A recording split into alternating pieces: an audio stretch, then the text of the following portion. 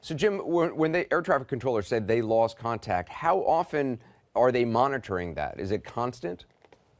It is constant to the extent where they have regular reports that they have to make and that sort of thing.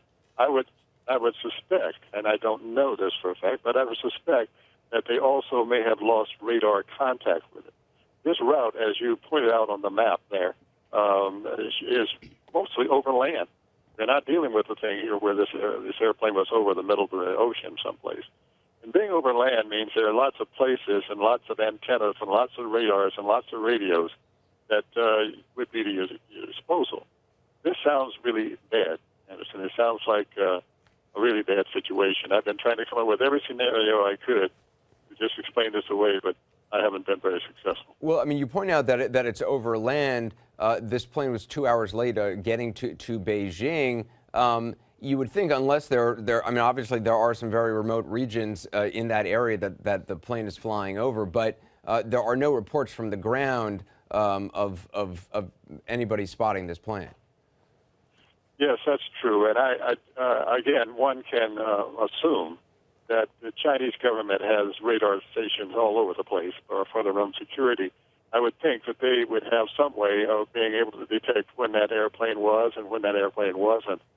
You're dealing with an airplane that is about as sophisticated as any commercial airplane can possibly be at this point in time. It has, as you mentioned, an excellent safety record. I mean, their only fatality has been the Asiana crash in San Francisco. There's been one other 777 that had some problems, but no one was hurt in that. This is really a shock in lots of ways. This may be a dumb question, but I mean, when the airline says they're trying to find this airplane, how do they go about trying to find it? Are they just waiting for reports from the ground? I mean, how do they actually go about this? They use everything available to them. You use any reports that are coming in from people on the ground. They also would launch aircraft to fly along that route and see anything that's available. This, of course, goes over international lines, so they're going to have to coordinate with other nations to have access to their airspace and ask them to also join them in the search for any wreckage or anything like that. I came up with one wild scenario that they had a total electrical failure. And if that happened on that airplane, there is a backup to the backup to the backup radio, which can be used. It has very limited range, very, very limited indeed. It's something like maybe 100 miles.